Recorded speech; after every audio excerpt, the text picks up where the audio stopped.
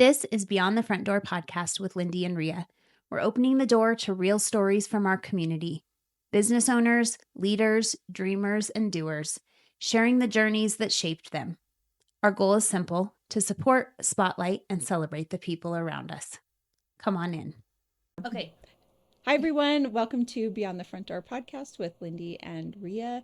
We are super excited to have you here for our fourth and final and last but not least episode with Dan from the Habitat for Humanity, talking about affordable housing. And with him today for a second time in this series is Daffney as well, to talk about their Blitz Build. And then at some point in the episode, we're going to switch and add in Jason Mincer from the Wyoming Neighbors for Housing. So make sure and stick with us. Yeah. All right. So we've already done introductions with you two, right? In the previous episodes. So tell us what's going on. Go for it. I'll talk. Okay. We are doing a Blitz Build this June. I have a question before you start, because we've been saying Blitz Build like pretty much all 4 episodes. Yeah. What does Blitz mean? Are you going to tell us that and where that came up with? Okay. Yes. Great. Okay. So a Blitz Build is where you build at a high intensity. So we're going to be building 4 homes in 10 days from start to finish. And so we're going to be using volunteers from our community, volunteers throughout the country. So we're partnering with a group called the Blitz Home Builders. And so the majority of them are retirees. And they've been doing this for 25 years, where they've traveled across the country. They pick a different habitat every year and go to their community and help them build. And so they bring with them a lot of experience. They bring with them a lot of excitement. And so just over a year ago, they talked to us as a potential option for their next Blitz Build. So when we started talking with them, we knew we'd broken ground on Pronghorn Crossing. We knew we were going to be building there in 2026. And so it really lined up with what their needs are and what our needs were at the time. And they actually were really a catalyst to the idea of our partnership with the Army Guard because of like just knowing, well, if we can use a bunch of retired people to build 4 homes, we could potentially use the Army Guard to build. Yeah. And so that was kind of the push to even apply for that as well. So last year I got to go to Flagstaff, Arizona, where the Blitz Home Builders they picked them last year. Yep. And so we actually, myself, our general contractor, Eric, and then our construction project manager, Mateo, 2 volunteers, and then my dad, all went to Flagstaff, Arizona, to build with them and kind of get an idea of like, what is it? What are we doing? What have we signed ourselves up for? And so my biggest takeaway from that was just like the friendships that I built. Like I cannot wait to see these people in June and get to build alongside of them. And we got to meet, people in Flagstaff and the homeowners. I loved getting to build alongside my dad and a couple of our volunteers. And then every night, we're eating dinner together and talking about our day. And it was a huge, I think, team building experience, as well as just like something that you don't get to do every day, building at that capacity with a group of people. And like, I truly left with many friends from that trip. That old saying, many hands make light work, is a for real thing.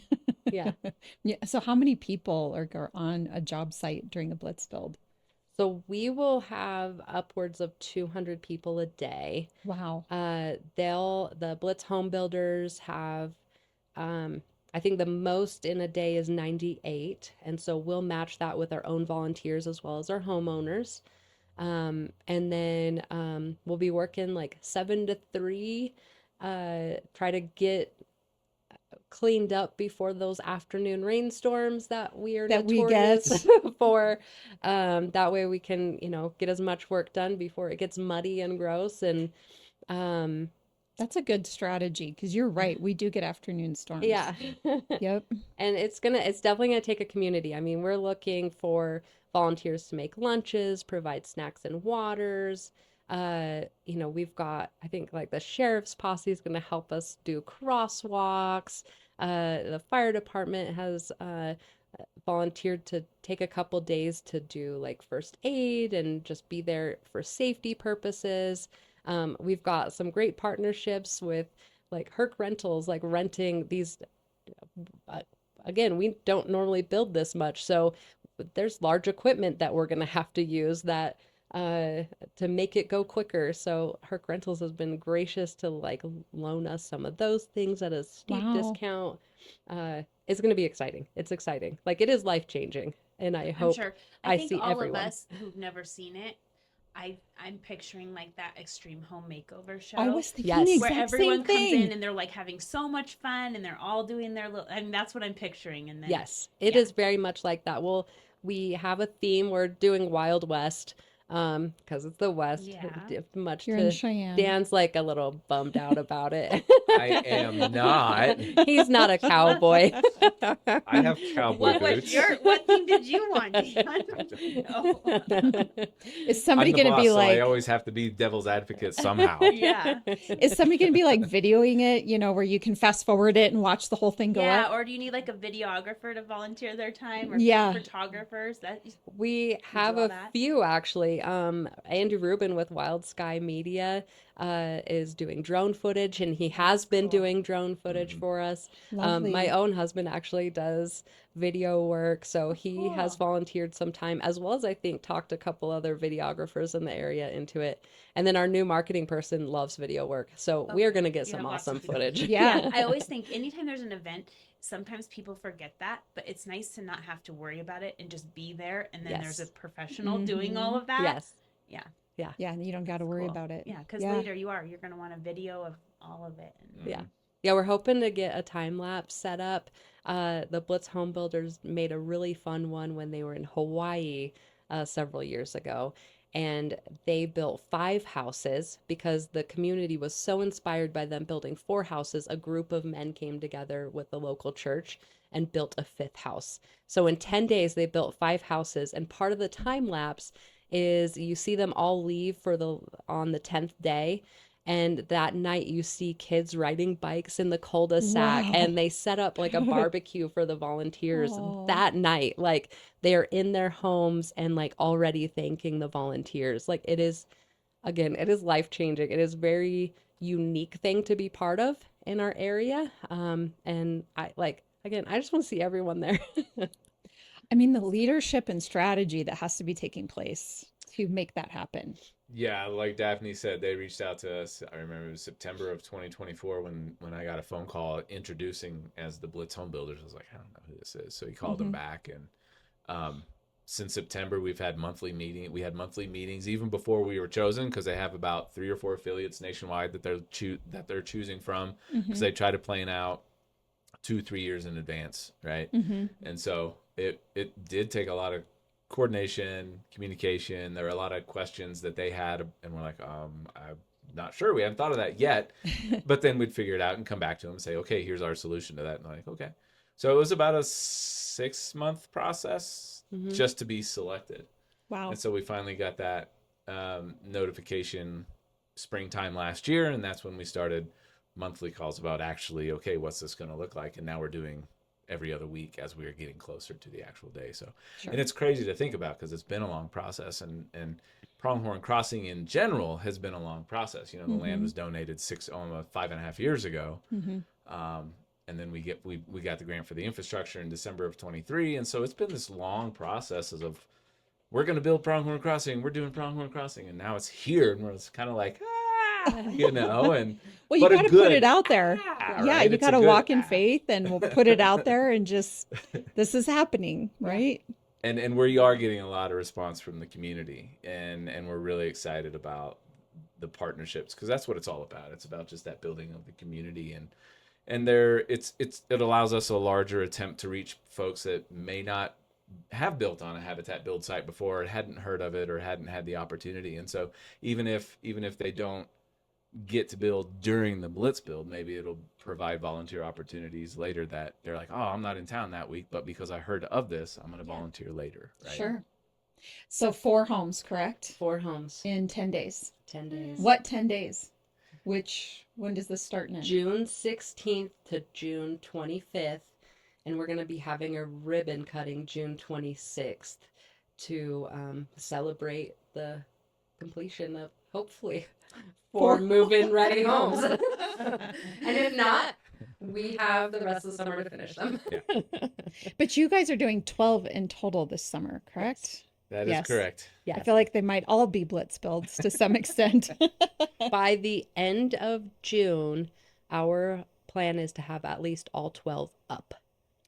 Wow. Yeah. Yes. It's just incredible. Yes. Yeah. In a perfect world, right?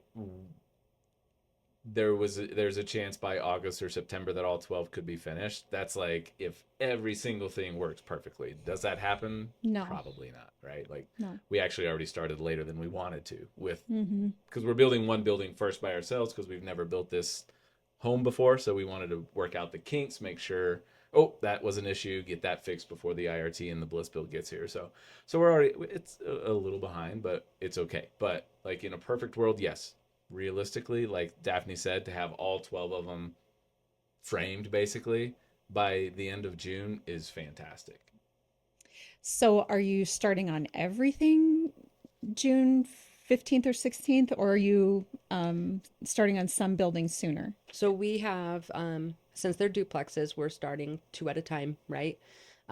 So we've got the first unit, the first building going up right now, the first 2 units. And then the Army Guard will be helping us with the next 3 buildings, so the next 6 units.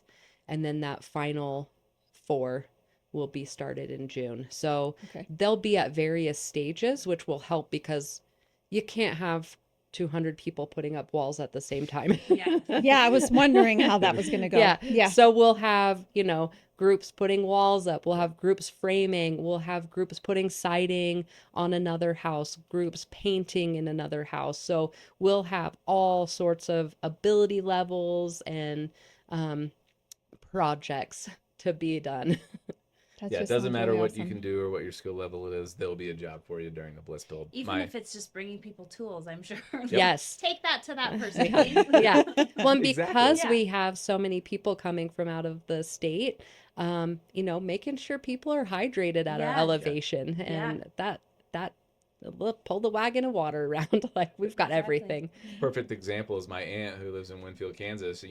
She's volunteered at her own habitat affiliate there. She's like, but I didn't do anything. I like swept and like ran water. I was like, perfect. She's like, I want to come to the Blitz build. Can I do that? I was like, absolutely. You can run water all day. Yeah.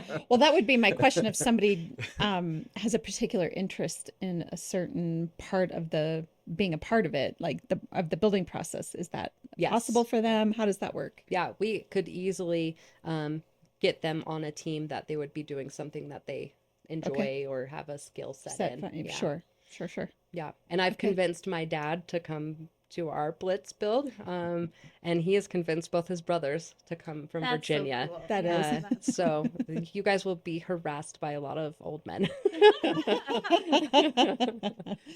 Yes, that's what they're around for. Yes. Right? Learning and making fun of you. Yes. It's so funny you mentioned the Extreme Home Makeover show, because I just saw a commercial in the last couple nights where Ty Pennington is coming back with something new, some new show. Yeah, and I hadn't thought of Extreme Home Makeover in forever. But those were really like outrageous things. Like homes. didn't just build Yes. an affordable house for someone. Yeah. It was like something I feel like in often cases was outside of a person's affordability, even that show did.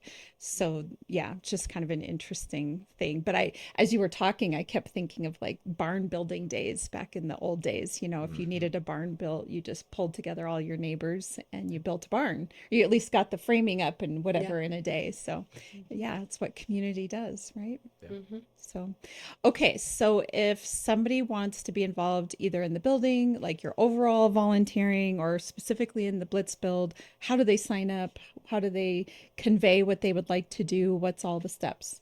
I would love you to go to CheyenneHabitat.org and Okay. look at our volunteers tab.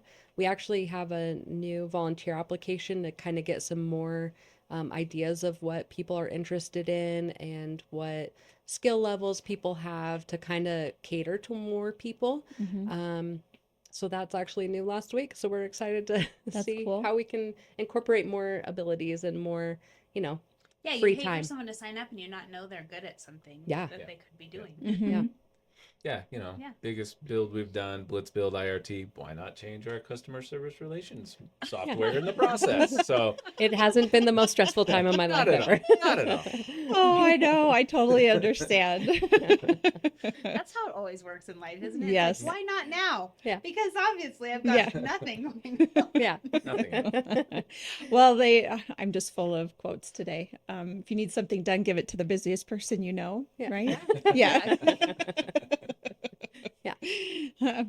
Awesome. Well, thank you. I'm gonna have to, I just can't wait to see the video and to see how everything plays out, and that this is a real call to volunteers to come be a part of it. And I think too that if you, I guess you tell me what you think, but I kind of feel like if you feel like you kind of have a knack for, home repair or home building or whatever the case is, but maybe you haven't had an opportunity to try it out or to be involved, this is a good way to do that, to learn some skill sets while you're out volunteering and helping your community.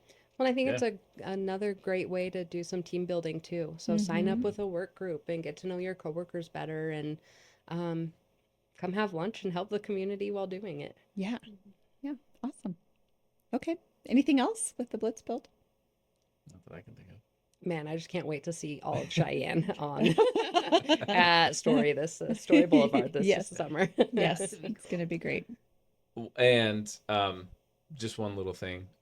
Now until the Blitz Build, every Friday from 12 to 1, we're hosting tours of Pronghorn Crossing. Just open to the public. You don't have to sign up. 3101 Story Boulevard is the address. So if you want to come by and get a sneak peek of what the build We site should looks do that, like, Lindy, huh? yeah, Yeah. either me or Daffney or our volunteer coordinator Ashley or Brady, our new marketing manager, will be there, or a combination of us. Just show up. We'll give you a tour, and then And that's hopefully- already started. Yep. Fridays at noon. Fridays at noon. The Okay. very Noon to first 1. tour guest is about to come on this show as well. So Is that his cue? All right. I'm adding that to my calendar right Sweet. now. yeah, This Friday? This Friday. Okay. Well, because so far it's open, so I'm putting it on there. Yeah. I'll get. Now, if it's raining and cold, I might not show up. I Yeah. might add it to the next Friday. believe Yeah. me, no worries. My Friday was, let's see, was it last Friday that it got Fridays cold, ago. or 2 Fridays ago? Yeah, 2 Fridays ago.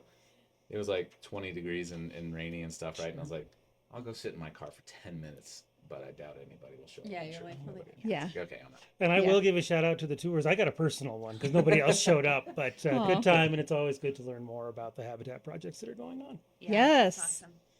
So, a new voice at the microphone, Jason Mincer with Wyoming Neighbors for Housing. I guess before we dig into all this, if you could give us like a quick 1 or 2 minute summary of you, like how long have you lived in Cheyenne or Wyoming? What's been your career path? Maybe your family, if you like, just quick. Sure. Well, we'll start with no kids and no wife. So the family portion of things is really, really quick. Okay. He lives a simple life, remember? I Right. do. We were talking about that. He had a big old smile on his We face. were complaining of all the things. He's like, don't know what that's like. No. Went to high school in Wheatland and then off to Spearfish, South Dakota for college. Spent a couple of years on the Oregon coast. Worked, Really? Yeah, I worked in newspapers for about 5 years, and then I've been in Cheyenne for a little over 20 now. Mhm. Mostly working advocacy and lobbying type jobs. Community. With public health, education, those types of things, and most recently ran the Enroll Wyoming program, helping folks find health insurance across the state. Yes. Very good.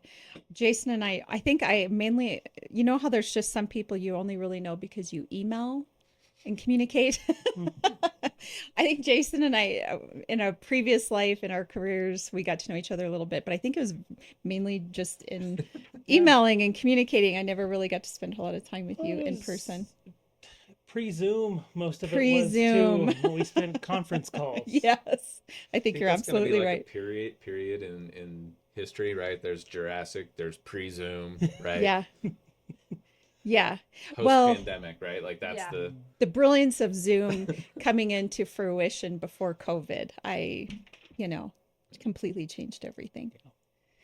So tell us a little bit about Wyoming Neighbors for Housing. What's that about? Yeah, we're super fortunate. Wyoming hasn't had a state, I should rephrase that. Wyoming has had some loose knit work that's been done statewide on housing, but we're really hoping to kind of fill a gap. We've Okay. got grant funding for a little while here to pull folks together to specifically talk about housing accessibility. And You're fine. I put it really close to my face, I thought. Sorry. No, Well, you- it tends to slide down, It does. so you're yeah. fair. Slide down with it. Okay, sorry for the interruption. I had to fix his microphone real quick. No, There's the SpongeBob coming up. Anyway. just really oversimplifying things. We have a supply and demand problem with housing, Mm-hmm. both within Wyoming and across the nation. Bottom line, folks need to be building homes, and we need to remove barriers so that they will be built and so that housing stabilizes in terms of cost. And we look at what types of housing are needed in which communities and make that accessible to the folks who need those homes. Yeah, so just in looking at your flyer that you gave me, the Wyoming Neighbors for Housing is an advocacy organization. You lobby and hold elected officials accountable for their votes on housing issues. Collaboration in numbers show local city council members, county commissioners, and legislators that housing is a priority, and we will not back down. What was the most important? I feel like maybe we talked about this earlier, but what do we think is maybe one of the more important housing issues that was talked about up at the Capitol this last session? Except for maybe property tax. That's a given, right? Right. Yeah. So Wyoming is the only state that doesn't have a housing trust fund. You talked about this, right, And Dan? briefly. Yes. Yeah, Yeah. Dan, do you want to fill in some gaps there? I can if you want me to. Go for it. The first gap I'll fill in is we like to call it housing investment fund, not trust fund. It's commonly referred to as a trust fund, but the semantics behind that is housing is an investment in our state, right?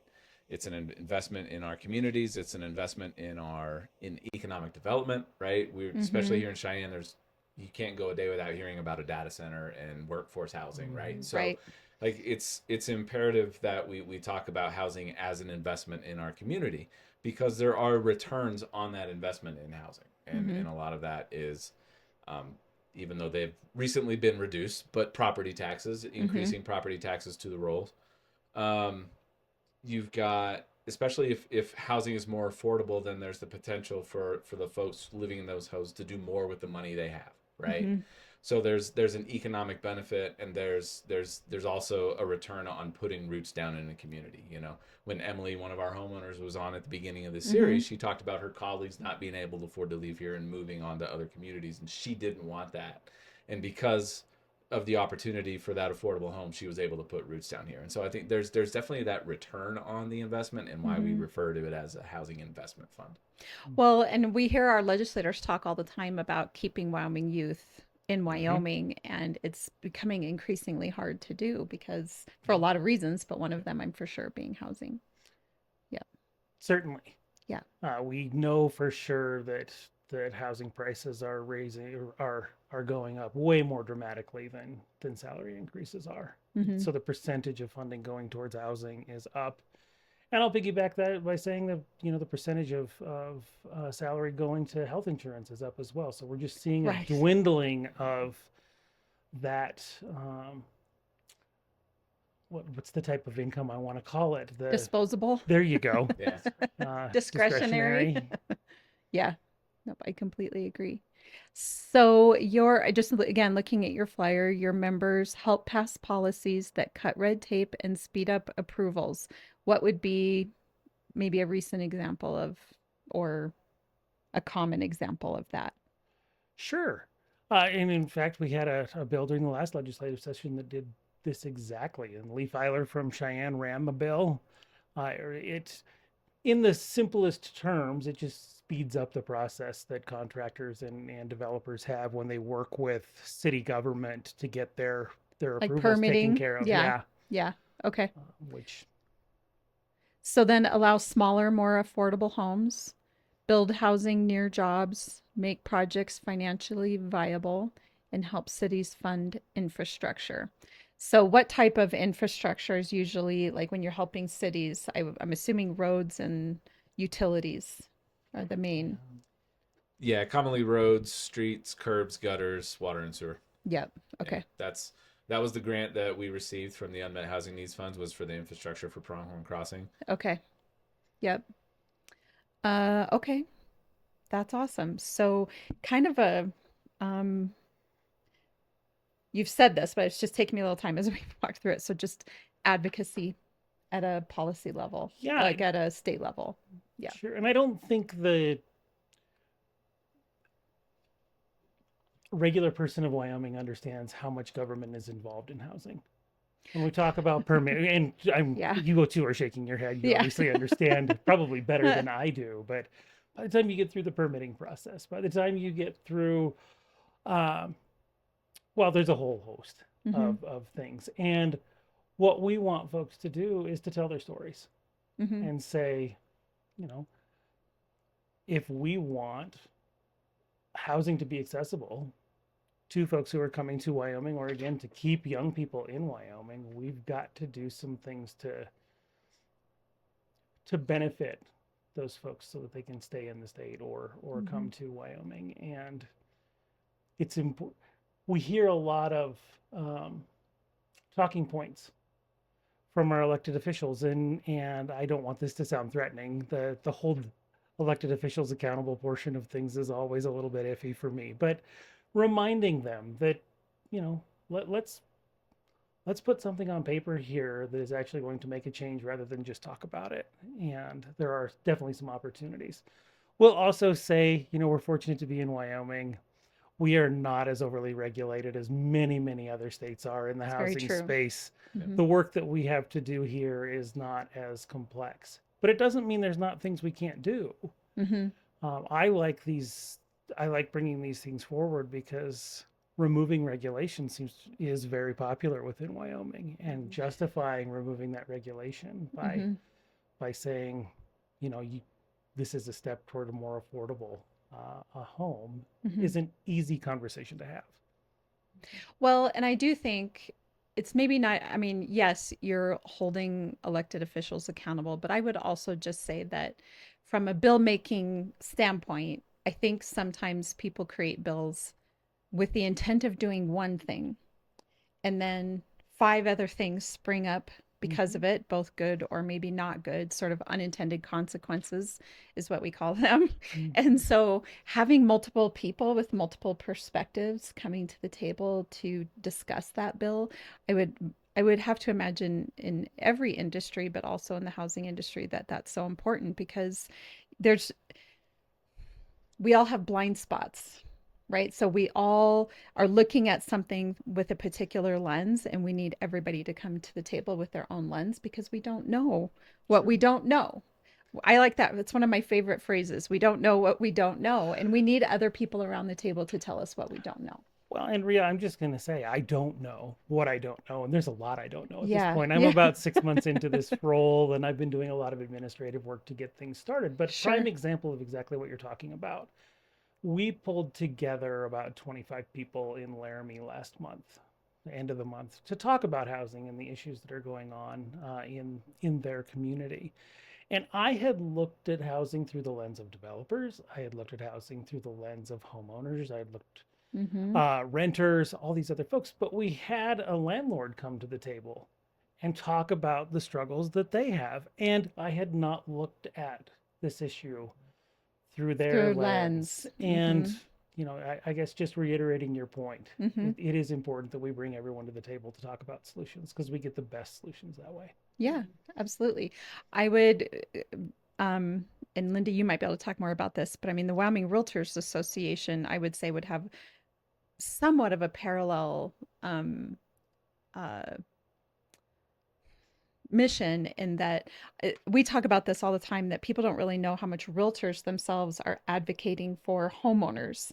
And this does come like at a policy level where we're looking at things on a statewide, and anything that has to do with housing or property rights or that sort of thing, we're taking a look at as well, because we do want to protect the rights of homeowners and property owners and that kind of thing.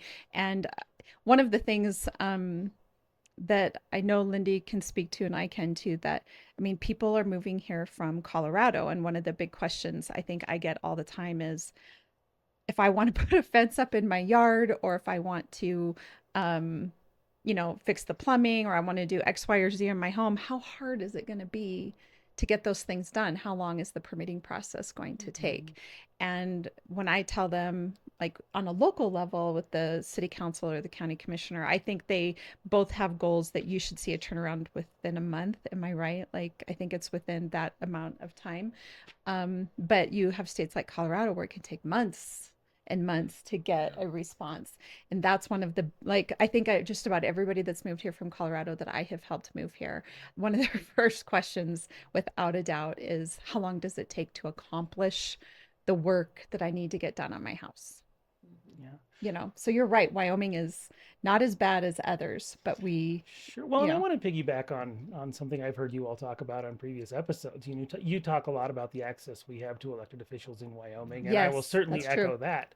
Yeah. But we also have access to the decision makers for many of the things that you're talking about. If you've got a permit that needs to get through a process, that's what I was thinking. I was like, you could get a hold of somebody who can talk. You can actually talk to a person. Yeah. And tell your problem, and they would help you with a solution. Yeah, that's absolutely true. You do have access to your local leaders as well as our statewide leaders. It's not uncommon to be sitting at a restaurant somewhere and see any of them.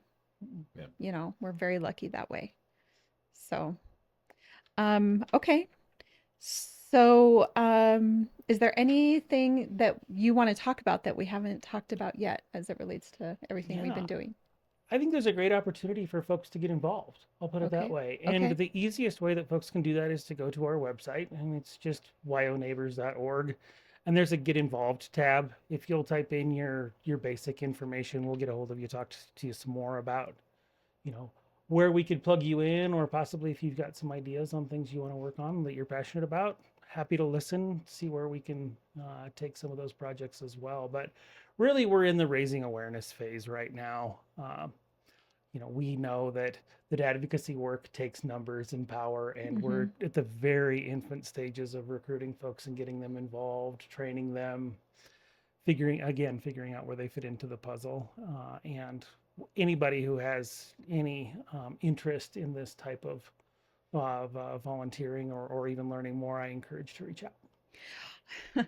It makes me think, how many times on any particular day or week we can see on social media where someone's upset about some decision that's happening on a local level.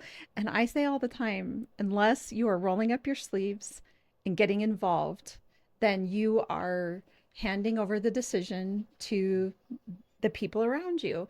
And I'm not saying that, I guess what I'm just trying to get at is that this sounds like a really good opportunity, especially if you care about housing, to get involved and to make a difference and make your voice heard, because you're going to get a lot further with getting involved with an organization like this, or with the Habitat, or with any of the people that we've had on this month to make a difference. You're going to make a whole lot more difference than just getting into the comment section of a Facebook post and, being upset about decisions that are being made.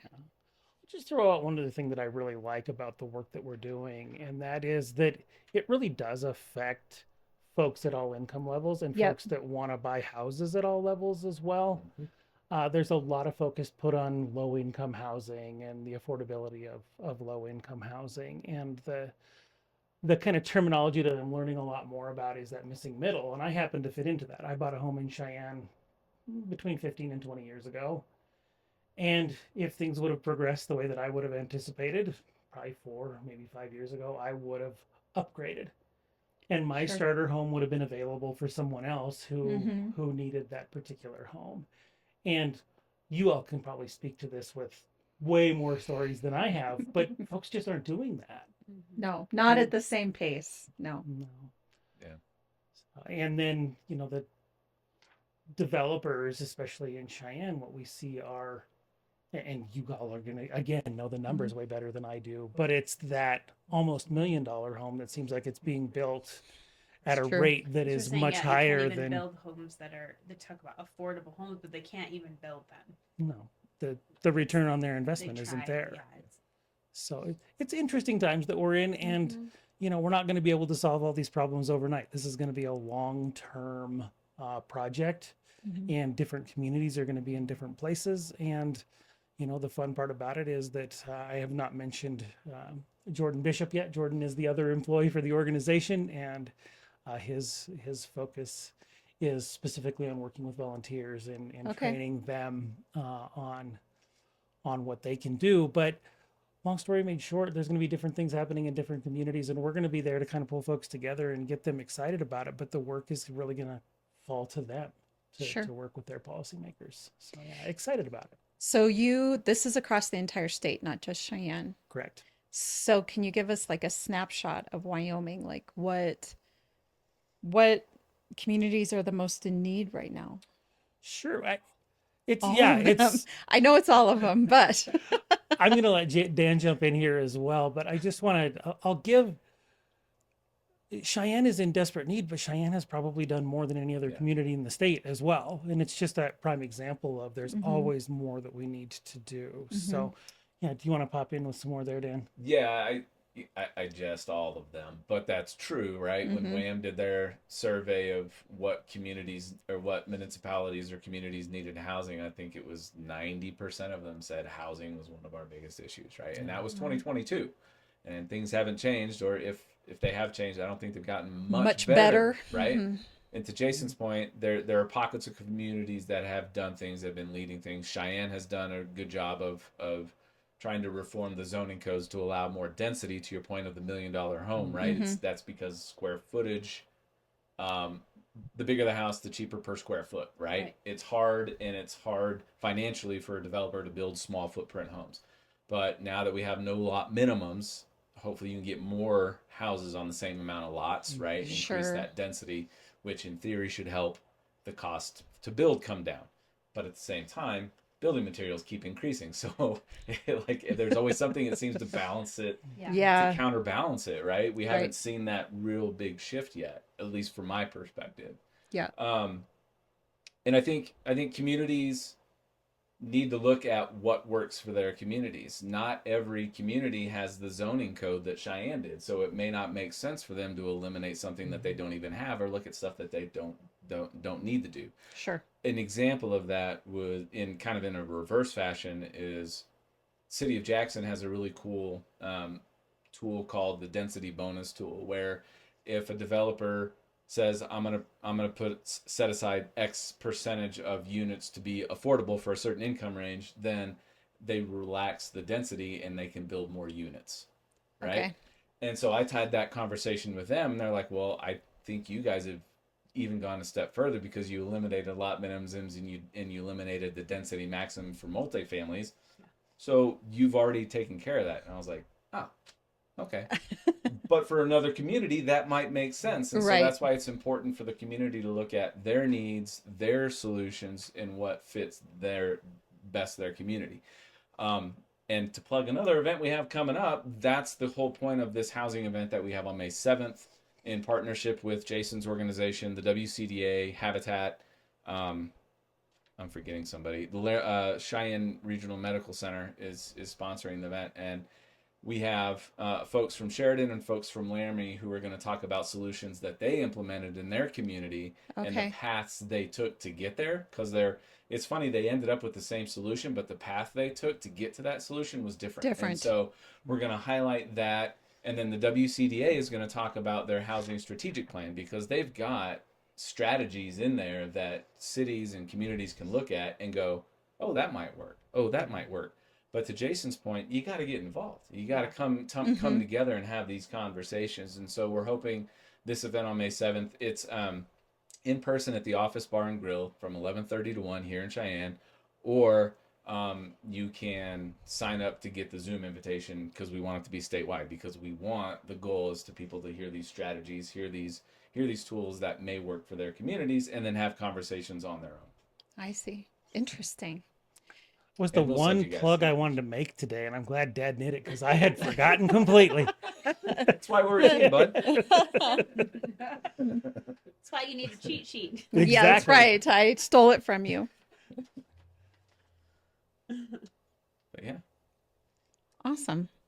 One last thing, I want to plug this organization because I'm really excited that they're here. And it was funny when Jason first reached out to me to talk to me about housing and what they wanted to do, the more grassroots organizing and get people involved. I was like, that's fantastic. He's like, I don't want to step on your toes. I was like, here's my foot. Like, please, All the people, you know. Also, what I'm saying is lots of people want to say something or they want to be involved in it, but it's like on their own. You have to come together. Yeah. So we all work together, because that's why I'm seeing lots of things changing in Cheyenne and a lot of people fighting, a lot of things happening. And I feel like you can't just be on your own doing that. Yeah.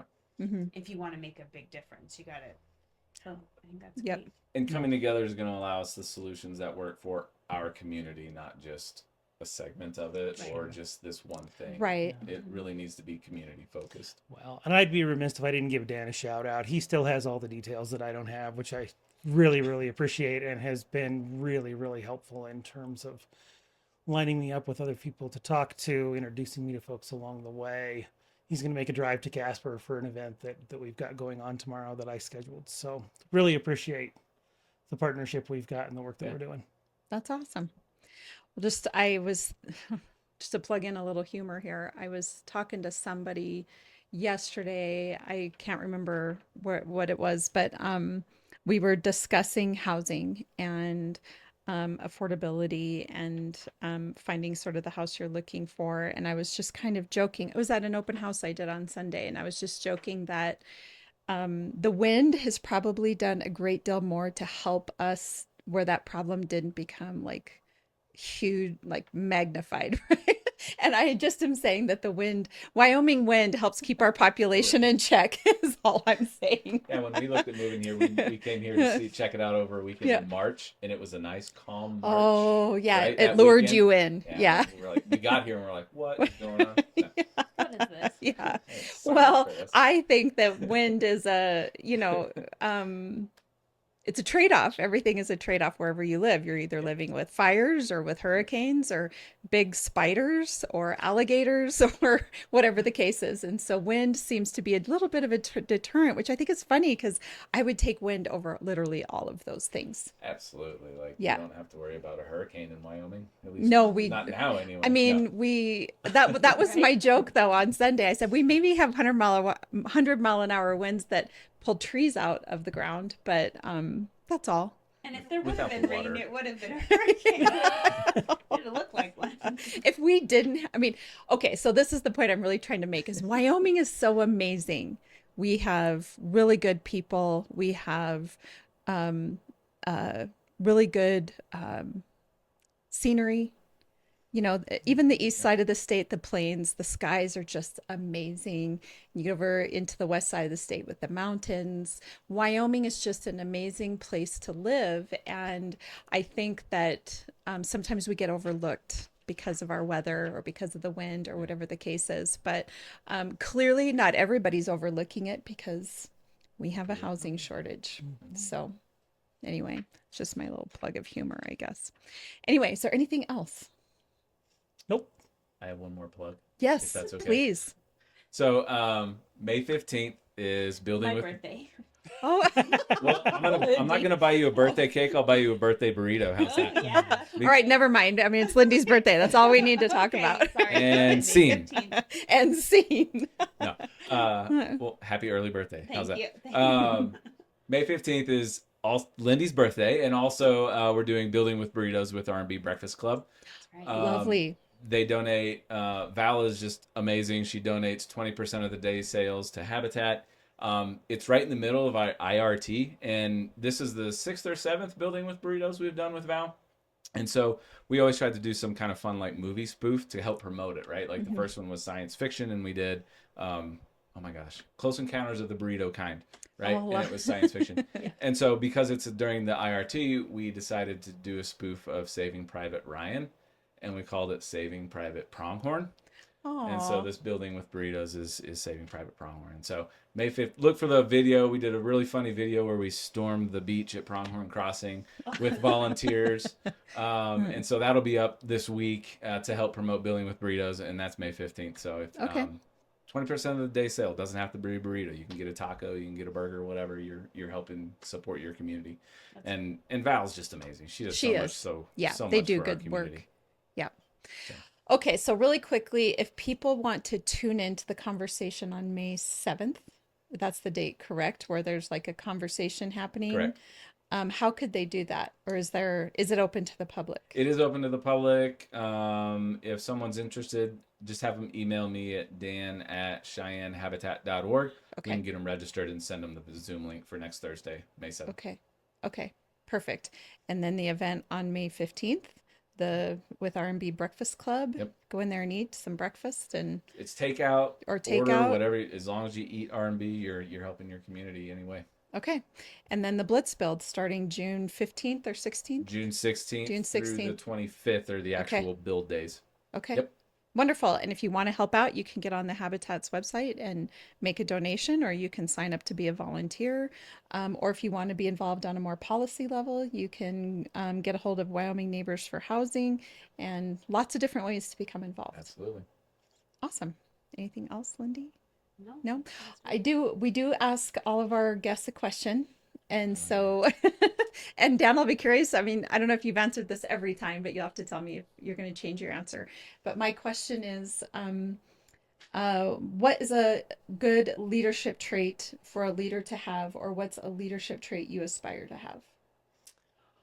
I think I consider myself a pretty good listener to start with, but I think we can all talk less, listen a little more, and have some insight. I agree. I love being a listener. You want to add anything this time? What were you saying? The humor. See, we like that. Humor. Yes. Humor is a good quality. It is a good quality in a leader. And know when to use it, right? Yes. Right. No, empathy I think was my first answer, which I still stick with that. Listening is great.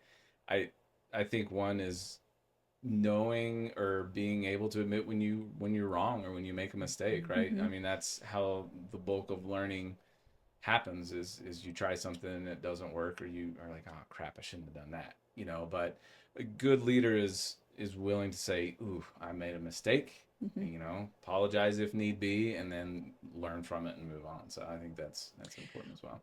I agree with that. And I was thinking about even the fact that you guys were doing like a starter build, that you're going to build the house first before you get going. And I just think that takes a lot of planning, but I think it's also amazing that you're doing like a practice run, essentially, is what that would be, right? First, so that you can work out all those mistakes. Well, then it was funny because we actually did make a pretty big mistake. Did you? Like on the second day, right? Oh, wow. I showed up to the build site, and, we're using those SIPs for the first time with the walls come prefabricated, right?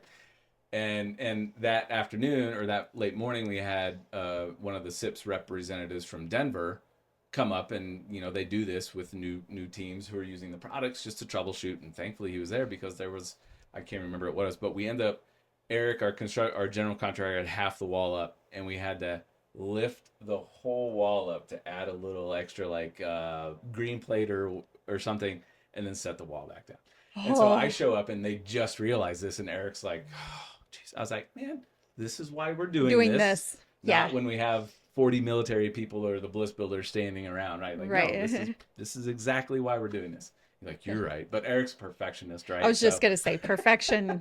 Yeah, that's a hard thing to overcome. Oh. Like, this is why he's like, you're right. This is why we're doing this 2 weeks before you're they going to get look perfect in front of everyone. Exactly. And it really matters. wanting him on the podcast. We'll talk about a raise later. That's funny. And then I have a question. My question is, at this stage in your life, what does home mean to you? Ooh.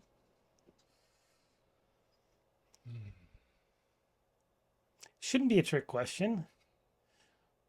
But But it could be. I guess I'm going to give all sorts of caveats and maybe not even answer your question. But spending time in education really affects my answer to this question, because I grew up in a household where my dad ran mental health centers. Home was always a safe space. Home was always the place where I could talk about the needs and wants and talk about having a good day or a bad day. And learning that there's not as many folks who had the experience that I had growing up. It's just super sad. And so I guess what I want the ideal home to look like is way less wood and shingles and those types of things than it has to do with the safety of the people around you and your psychological needs being met. I love that. Yep, I do too. Great answer. Yep, Absolutely. it is. I know you've already answered it. I think you have already, Dan, but I wasn't sure if you wanted to add any to it. No, I was going to say another trait of leadership is knowing when not to say something. That's so true. Yeah, So, there you Jason stole the show. No, very well said. Yes, it is. it's spot on. Yep, I completely agree. Awesome. Okay, for all of our listeners, Wyoming Neighbors for Housing is wyoneighbors.org, and the Laramie County Habitat for Humanity is, one more time, CheyenneHabitat.org. CheyenneHabitat.org. These are some great ways that you can become involved, and I just can't wait to see the Blitz Build. That's just going to be awesome, and we're going to have you back afterwards, Dan, to Right. talk What about about live from the build site? it. Oh yes, we are all about it, aren't we? Yeah. Yes, we are. We may just show up with bells and whistles There you on and go. be like, Surprise us. here it is. And hopefully it won't be during one of those, mistake moments. But anyway, even if What it is, that would be, mistake moment? there isn't going to be, because you've already done a practice round. Awesome. Well, thank you for all of our listeners for tuning in. And as you know, Lindy and I are realtors here at Peak Properties. So if you're looking to buy or sell, we'd love to help you with that. You can find us at sellcheyenne.com. And of course, Beyond the Front Door podcast on YouTube, as well as all of your favorite podcast platforms. And we hope you have a really good day. Thank you. Thank you. And also, if you have me, there will be mistakes. I can't even build a Lego house. So